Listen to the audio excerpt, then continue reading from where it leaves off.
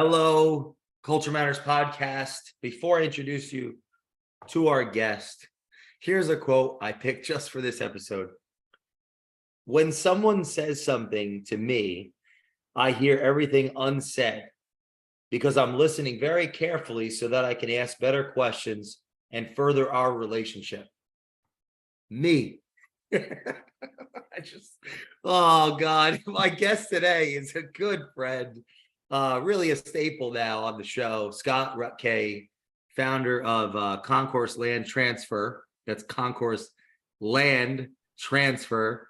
And he's been on the show before. You might recognize him from episode 144, which was a ball of a time, ensuring sale safety, which I recommend you listening to. It'll be a different conversation among other episodes. But I picked this Threads post of mine, which outside of being fairly self-serving, which I've not yet done on the Culture Matters podcast, I think it resonates with our guest. So Scott, thanks for coming. Thanks, Jay. And I think it resonates with you. And I'd like your feedback about my feedback about you, because yeah, when I talk to you, I feel heard. So I wrote this the other day. When I say something when someone says something to me, I hear everything unsaid because I'm listening very carefully so that I can ask better questions and further the relationship. What springs forth from that? Yeah, I think at its base, a conversation isn't a speech. I'm not waiting for my time to speak to you.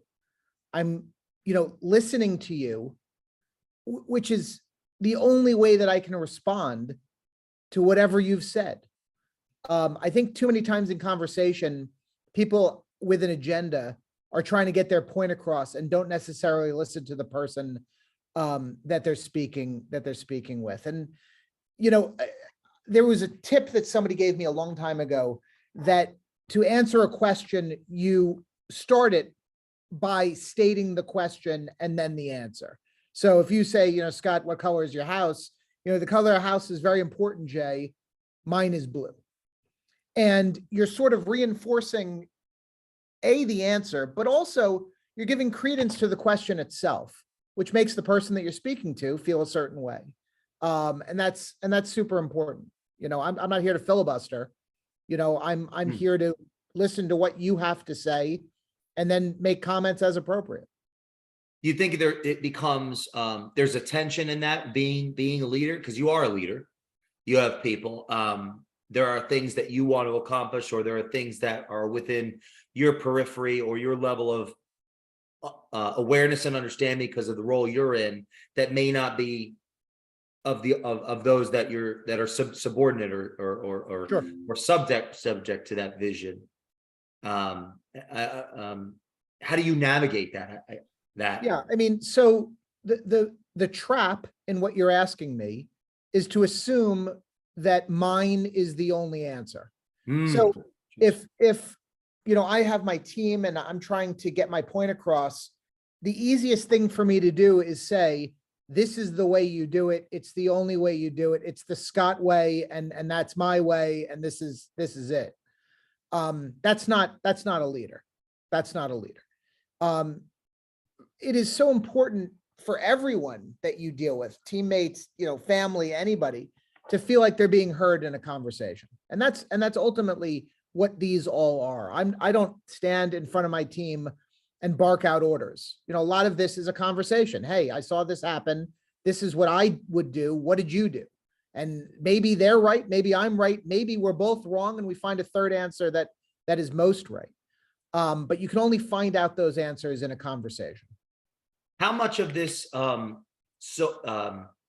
virtual world you think is impacting some of the base human elements of dialogue, of relationships, of culture building?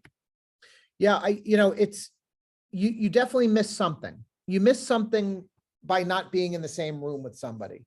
The savings, however, have to be thought of as well. You have to be thoughtful about that. It used to be that if I went to talk to a California client and I'm in New Jersey, face to face, I'd have to get on a plane, go there, go to dinner, that there's great expense that comes with this. So what we're doing now is free, right?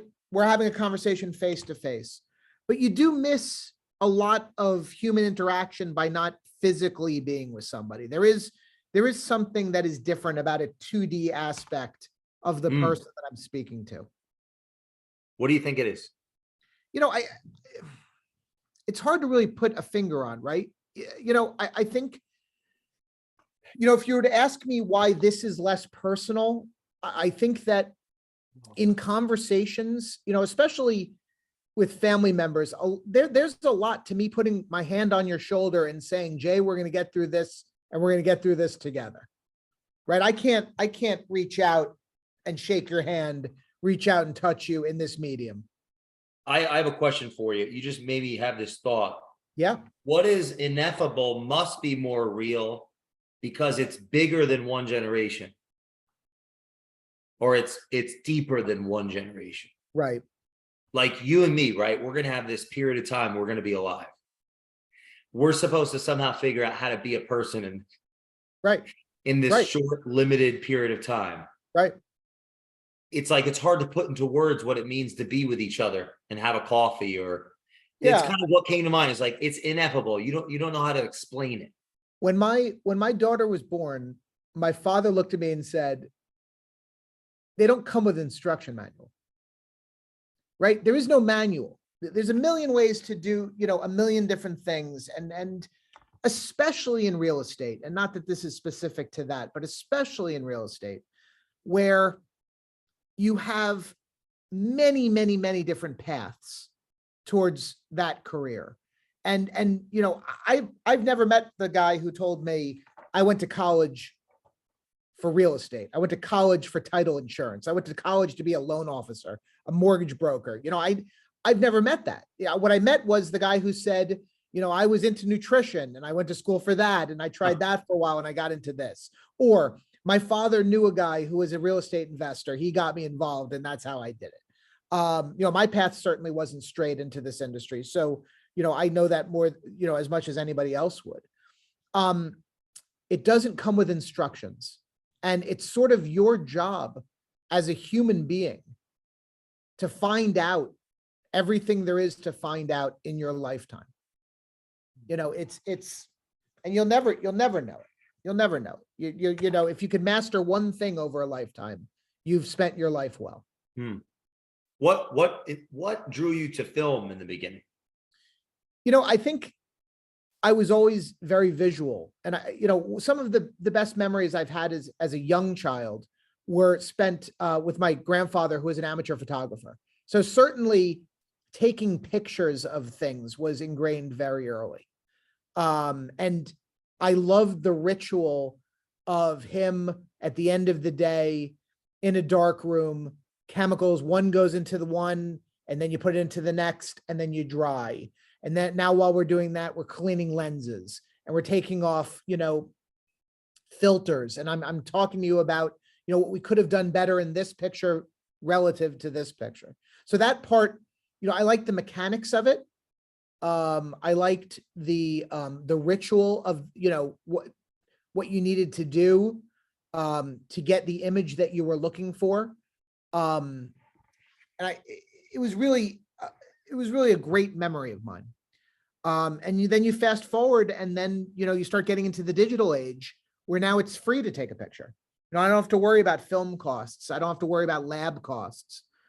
You're doing everything digitally. Now you can take 1 billion pictures and figure out, what you want to say in the photograph.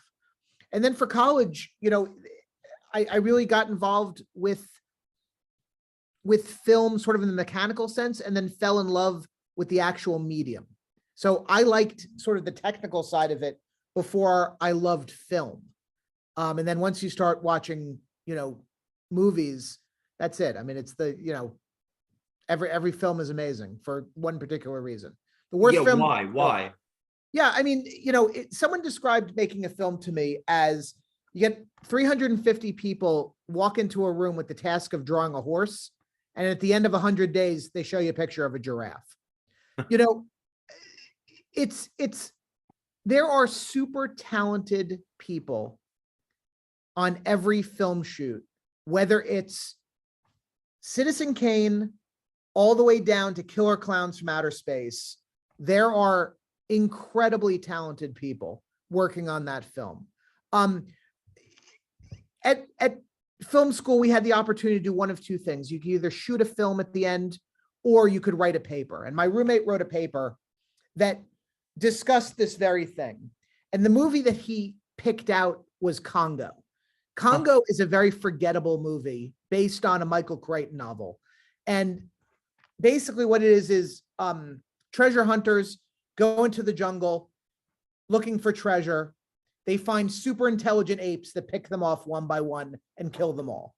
That's a great movie. I remember. It is not a great movie. And if you rewatched it, you'd realize it is not a great movie. But here's what I'll say. Hold on, wait. Is this the movie with they're in the temple, like there's diamonds in there and they come from the ceiling and they're falling, they're attacking, and like that was one of my favorite movies as a child. Why? What's wrong with me? So you notwithstanding, this will turn into like a Rorschach picture psychology thing, What do you see?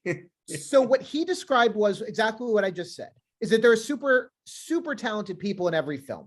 The cinematographer made a decision that he's going to have one special shot in this movie to take out of it and say, I worked on this film, this is the shot, and I'm very proud of this shot. And it's a crane shot above these scientists and treasure hunters running through a field, and the apes are trailing behind them. And it just cranes above them, and it's beautiful, and it's tracking them throughout, and they look like dots, and it zooms back out. It's a beautiful, beautiful, beautiful shot that deserves to be in a much better movie. These people aren't objectively bad at what they do. Smart people close businesses every day. You don't. Is that a or go ahead before I ask this question. So what I'm saying is that, it's not always bad people doing bad things equal bad business. It can be good people with the best intentions can't make it work. It could be good people making stupid decisions don't make it work. There's a million different combinations of how it works. And this industry seems to really promote that type of thinking. In that movie, as an example, that cinematographer, that shot, in that sense, is it the writer, the director, the producer? Yeah. Essentially, they're like, the CEO, the investors, the operational, like the cinematographer got that best shot ever. Yeah. They could be the highest level specialist within that culture. Sure. But something was missing. So my specific question is, in that movie, I'm just curious about it. You think the writing was poor, and the director was poor? Like, I don't know if you remember your and then how do we draw that as a comparison for business today? No, absolutely. So I'm not going to talk about this movie specifically. I'll talk about movies. Are we going to get sued in general? for Congo? Yes, you, not me. I thought it was a great movie, if you remember. So what you find out is, and this is sort of a movie is, and this, we're going to be able to expand this into business very easily. You don't know what is going wrong necessarily. It could be that the writing is bad. It could be that the direction is bad. It could be that the location manager couldn't get the places that the director had in his head, and now it just doesn't look right. Wow. It could be a number of things. And the combination of that, and then everybody realizing that that might be an issue, snowballs into a bad product at the end. It could be that the story just doesn't turn on an audience. And then that's nothing. That's good direction, good cinematography, good writing. Nobody cares about the story. And as far as business goes, as a metaphor for what can happen here, who knows who makes mistakes in my office that causes all the problems? And does that even matter? It's really the job of a leader to sort of see what's going on, understand that things are happening globally, and then try to identify where it's coming from. But more important than identifying that is just getting it solved, is getting that issue, getting it solved forget about the blame aspect, solve what needs to be solved, fix it, sort of what's the systemic issue that's causing it. And then, just move on. Then we hopefully never have that issue again.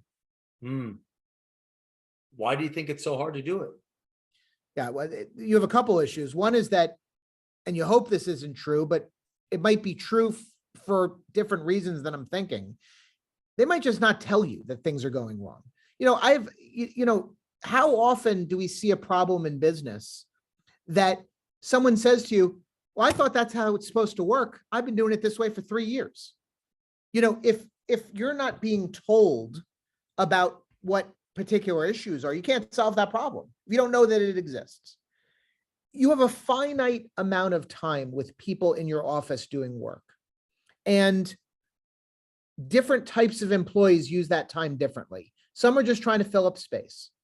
I got to get from 9 to 5, if that's the mindset that you have, that type of cancer on your team, you'll never know when you find the problems that they're causing. What do you think are some of the variables that lead to an organization creating that or turning someone off that was on? I mean, it could be a number of things. It could be an engagement issue. If I never talk to Sally in the back corner of the office, who knows what she's thinking? Who knows what she's doing? And how long does that go for? And if she hated something on day 3, and if I'm her leader and I don't talk to her to day 93, that's 90 days of atrophy. So it's engagement for me that's the most important. Hey, what's going on? What are you doing? What file are you working on? Did we ever get this back? Whatever it is, it's the constant engagement. So, you understand that you're running the business rather than, it being in control of you. How do you juggle that with all the other responsibilities? Yeah, that's the trick, right? I mean, that's yeah, it's like, let me ask you an easier question. How do you solve for the speed of light? No. Right. I mean, that's sort of the trick of it, right? I mean, as a business owner, it's my name on the shingle. So, if I ignore it, there's only one person who gets hurt by that. The employee goes home. If they go work for somebody else and I'm out of business and I can never go back into business, I've only hurt myself and I've hurt my name and my reputation in the industry. So the onus is on me, to sort of feel that way about the business. I'd love for my entire team to take ownership the way that I do, but they can't possibly. It's just not the same. It's in my DNA to make this business work. They could love being here, and I believe them when they say they do, but it's definitely not the same. It's not life or death. I don't, I'm too old to be a Yankee center fielder, and I'm not good enough to be a fireman. So, I'm stuck doing what I'm doing. And I have to do it the best I can every day because, it says Concourse, but the real name of the company is Scott Rutkay. How would you go about holding court with your people? How do you do it in a way that creates? Yeah, I mean, some groups like a group setting. Some people like individual one-on-one learning, and you really sort of get to know your team. I mean, and again, not everybody's the same, and you customize every experience with every person that you talk to. But I've had success doing it in teams. If it's big picture items, if I want to talk about big concepts. But once we get into files, we find that breaking off into smaller groups or one-on-one is the most beneficial. And not because we're trying to keep the information from everybody else. It's that this only pertains to this one file, perhaps. In my business, things come up that are unique. So we might never see this in your career again. Why take a day's worth of time trying to work you through it when you could be doing something else? How do you engage your people to get their train of thought? Yeah, I mean, I'm pretty passionate about a very dry subject. So I bring a certain level of enthusiasm to this job because it doesn't matter, if we're doing title insurance, or, selling airplanes over the phone. I mean, I want that level of engagement with the people that I do business with, who I consider friends.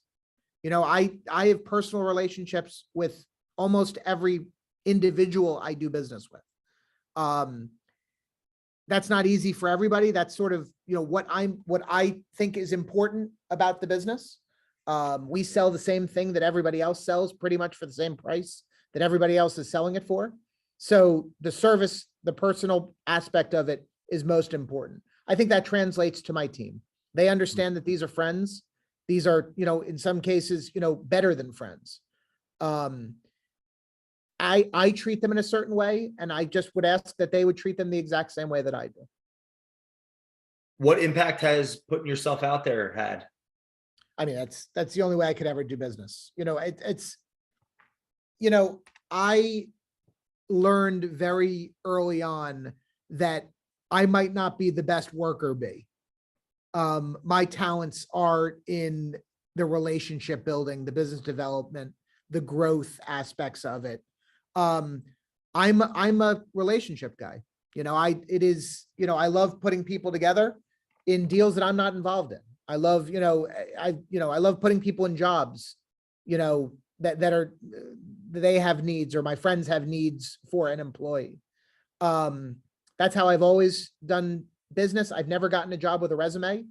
So, that's sort of been my trajectory. What do you mean never with the resume? I have always, for the short time I was employed by someone, it was always either somebody I knew or someone who knew me, who knew someone who needed a job. Really? Always. Yep. Yeah. And what factors of how you lead and how you engage people, you think, if we were to break that down into, I know it's art, but there's a science to it, right? For the listener, it's like, why do you think that is? What is it? How are you approaching? Are you asking people? Who do you know? Or are people bringing people in because they like you? And then why? That's a big statement you're making. So I think that what you're asking me sort of all boils down to the one thing that I do as much as I can is talk to people, and talk to every person I see and meet. And if I'm sitting in a restaurant at a bar by myself, I'm talking to the guy on my right, I'm talking to the guy on my left. Really? And just sort of, asking questions and listening. And, sooner or later, someone's going to say, shit, I could use a cleaning woman. I could use a painter. I could use a roofer. I could use, I'm looking for, a new, osteopath. And I have just collected groups of people that I sort of network with, that I trust, that I've known over the years, that I'm happy to put people together with. Early on in my career, I just stood next to executives and just listened and just tagged along. And then sooner or later, somebody said, who's this? And they said, oh, that's Scott. And then now I get recognized as Scott, and now I'm Scott with the bank, and I'm Scott over here. And if you ever need to talk to this guy, ask Scott, because he's always with him. And, you sort of, I don't want to say bumble your way into success, but I mean, if you're around success and you think success, it's an easier path than if you're not. What would your advice be to people that are seeking, if that's a mentor role, to build that relationship, so some of that influence, power flows their way, as well as the lessons? Like, what's your advice? Yeah, I would never, ever think that you're better than the person you're talking to, or you're too good to speak to someone that is someone. You never know who the person to your right or left is, ever. And you don't, I've had the most amazing conversations with people that really I was never going to speak to them again. And I think that they wanted to tell their story just as much as I wanted to hear it. I'm nosy by nature. I'm interested. I ask questions. I want to know. I might not remember afterwards, but I like to know at the time, and I'm engaged and I listen. And, sooner or later, those are the people that you want to be around. You want to be around the people that, I've never been the hard sell guy, the game show host guy. I rarely talk about what I do, right? I don't say, hey, you're going to buy a house. You probably need title insurance, blah, blah, blah. Nobody wants to hear about title insurance. Nobody. People in the industry don't want to hear about title insurance. That's 5% of what I talk about when I talk to clients. The rest is life, and the rest is business. And it's sort of, what can we, very little of it is the actual doing. What are you most excited about right now? I'm excited by the enormous changes that are going on in the industry. And so I came into this industry late. I didn't have a family member in it, which is a usual trajectory for title, or for a lot of insurances. It's the father gives it to the son or daughter, and they just keep on going down the line. I came into this fairly late, and technology was just getting involved in this part of real estate. And it's changed quite a bit. We're able to do, what we do with far less people than we would have 10, 15, 20 years ago. I'm excited for the next big step technologically, and it's happening, and it's exciting. And I think that I talk to too many people in my industry that have their heads in the sand about it, that they're just going about their business the way that they've always done it. And that will be, I think that will be a lot of people's undoing. Yeah. Do you think that the next few years are going to thin? Because in other episodes we've talked about, you mentioned there's about 700 or some odd. Yeah, there's more title companies now than there were before the crash in 08 in New Jersey. Other states are less than that. There will be, so how are they going to even stay there? They can't. As the market consolidates, there will be less and less agencies. There are states, states like California have very few relative to a state like New Jersey, even though they probably do more real estate transactions. I think that it's very easy when loans are falling from the sky to get into this business for the wrong reasons, just to make a quick buck. And this really isn't a quick buck business. It's, there are long trends, and there's a lot of knowledge you have to learn, and you learn it every day. I've been doing this for a long time, and I still don't know everything. I ask questions of my attorneys or underwriters all the time. Every house is unique. Every transaction is unique. So yeah, so I definitely think that people will not be ready. There will be massive consolidation, and you just have to position yourself for that to happen. How could that potentially disrupt the realtors and the originators that are part of those transactions? I think that what will happen will be the larger players will have their own agencies or affiliated agencies. And then the small ones will just consolidate into mid-size. So we used to have one-person title agencies with, all over the place. Those have sort of gone away. You used to have attorneys that wrote title insurance on the side. Most of that has gone away. To have a very small agency that's only in one state, that might go away. We're in 26 states. So we're able to weather, a contraction in business by having a larger footprint than, say, a title company down the street that's only in one state and are struggling. What type of infrastructure do they have that could be valuable? Or is it mostly just, they're just going to go to the wayside?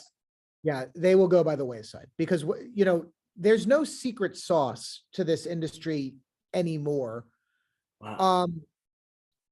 It's deal flow that is the most important commodity. So if you have a friend, your best friend is the biggest real estate attorney in Florida, and he controls all of those transactions. Well, I'd like to be his best friend if I was a loan officer. I'd like to be his best friend if I owned a title company. If he's the biggest realtor, it's partnering up with people who can, give you business is what will happen. It's so crazy that we're talking about this now, because one of my best friends was on the show this morning. Well, we recorded it this morning. And his whole model, publishes people and does Wall Street bestseller, is instead of prospecting authors, he just started prospecting publishing houses. And the publishing houses see value in the fact that he can get their authors Wall Street Journal, right, among other things. Right. And they did 20 million or over 20 million in sales last year. So that is identifying who your customer really is. So while other people in his industry might think that the author is the customer, he figured out it's the publisher, and that opened up the opportunity for him. And sometimes it's just that simple, figuring out. That's exactly what you're saying. Right. It's genius, because if the author already has enough struggles, enough anxieties writing the dang thing, they may or may not ever finish it. The publisher got them there. Now they're the brand that's going to say, no, you need to trust this person to get this thing sold. Right. It's connecting those dots, I guess, those, I don't know what comes to mind when you hear that, because that's essentially what you're talking about. Yeah. I mean, so this comes up quite a bit. My relationships, my large relationships have always been banks or larger broker shops. Those are just the connections that I have in the industry. Mortgage brokers. I don't have a lot of experience with realtors, individual realtors. And the reason for that is there is a realtor in my town who makes well into the 7 figures. She sells around 30 houses a year. So you would say to me, hey, Scott, that's the person you want to meet. You have to do business with that person. Until you realize that half of her transactions are sales. So there's no title in New Jersey on the sales side. The buyers pick the title company. So now you're down to 15. And out of those 15, she probably can only give me half of those 7. Why?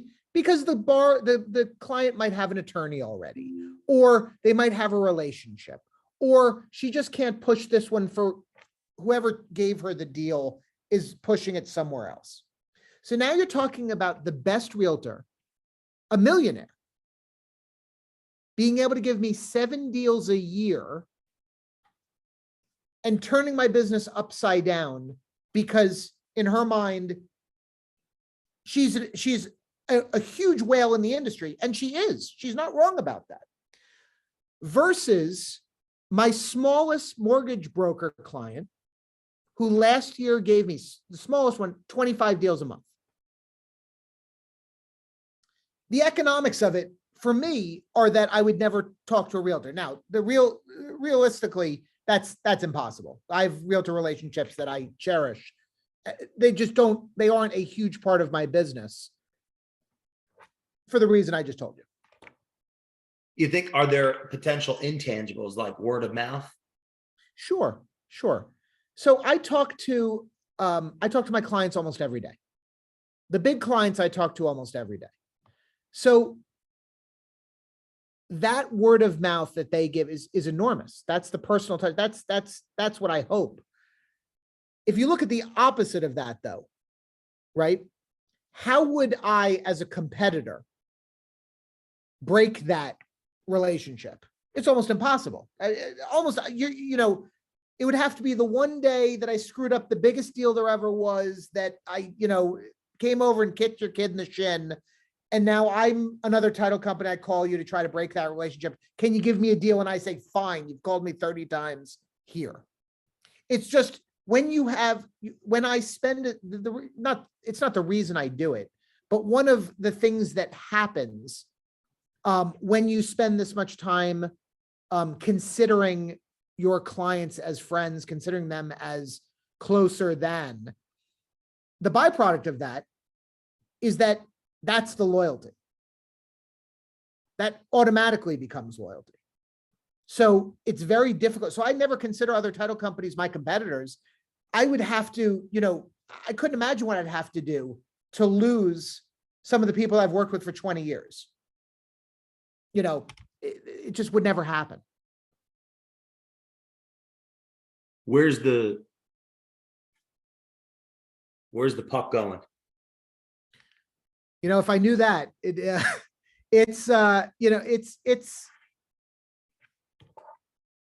is cloudy. The future is a little cloudy right now, because technology moves so fast and the results it can provide are so good.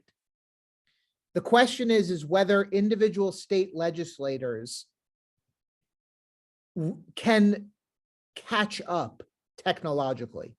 And that's been a big impediment in my industry, is that each state operates on their own, and some states move towards technology faster.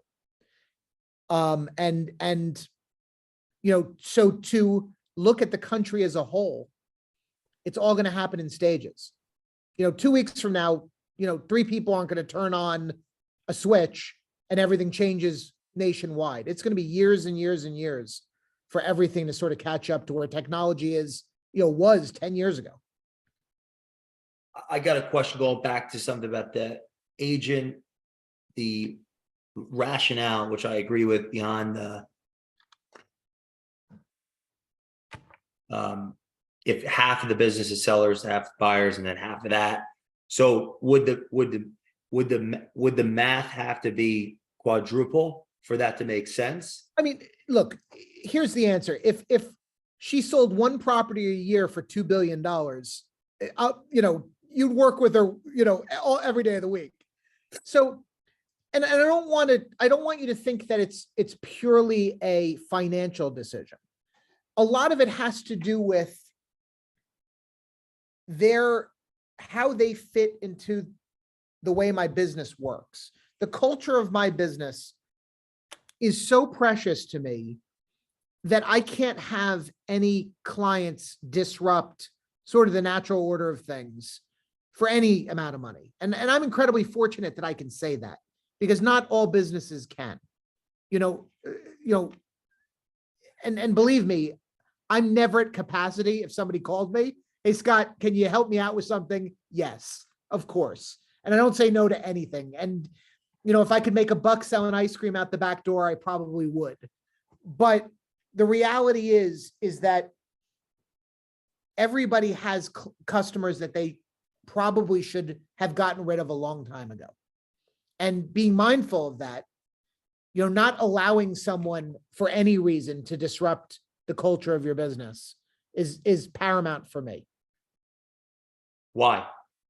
I learned that when early on in my career, where I had to be a little bit more greedy, and you say yes to everything, sooner or later, it bites you in the ass. It just does. It just sooner or later, you said yes to something that you knew you should have said no to. You turn your head when something bad was going on and you sort of saw it out of the corner of your eye and you didn't do anything about it. As the economy gets worse, as deals become tougher to do, tougher to find, a lot of people are making a lot of bad mistakes, a lot of bad decisions, letting things close that probably shouldn't, that years from now, we'll figure out. It's a shame. You could sort of, set your watch by it every time, there's, a real big decrease in deal flow. And we're trying to fix problems that occurred over a couple different crashes in this industry. And you just see it happening all over again. if there's one thing that's going to guarantee the listener in failing in this time. Yeah, it's putting your head in the sand and not believing that you have to change. There, not being nimble in this market is most people who fail were too slow to change.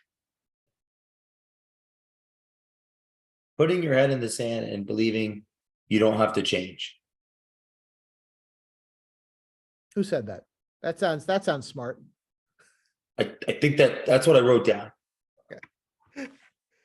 Whoever said that, that's quotable.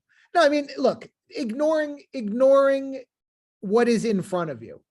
You know, I've called a bunch of people about about AI, about, you know, competing title insurance products. 2/3 of the people I speak to don't even know what I'm talking about. And the third that do haven't educated themselves one bit about the changes. To ignore what's in front of you, to ignore what everybody is saying around you, is the most foolish thing you can do in business and will always lead to failure.